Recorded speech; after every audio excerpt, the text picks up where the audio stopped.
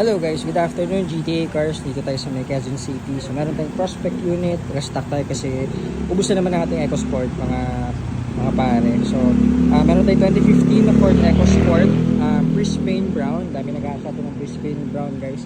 2015 model, kasa maintain ito. First owner sila sir. And naka-name si father niya. Ang dami nilang kotse yun. Meron pa dito mga naka-park sa loob. So bebenta nito kasi lumalaki na yung family ng anak niya. Mag-upgrade naman sila ng 7-seater. So, tingnan natin kung madidil natin ang EcoSport. Pero maganda guys, naka-head unit pa, may mga reverse ka. Madumi lang kasi gamit nila sa biyahe, no? May parang putik-putik pa. So, maayos everything na check namin. Gamit natin itong EcoSport din natin na 2016 nata to, na black edition. Yan. So, sold na rin yan guys. Tinetest drive lang natin at tapos yung mga timing belt natin, yan, yung other SOPs. So, alam nyo naman dito, tinetesting natin na mga units before i-release pagkatapos yung mga SOP niya. So, okay na so far at further testing pa tayo niyan. So, ito naman, balik tayo dito. Ayan, maayos kita niya. Papakita ko yung loob. Ayan. So, naka-temp check kami ngayon.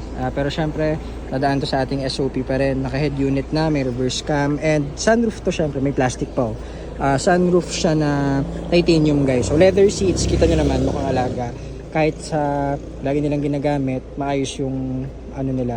Maayos yung paggamit, walang mga punit, walang mga scratches dito. Maayos everything. So, tingnan natin kung madidil natin. And if ever, yan, bangan nyo lang to sa shop. Soon available to guys.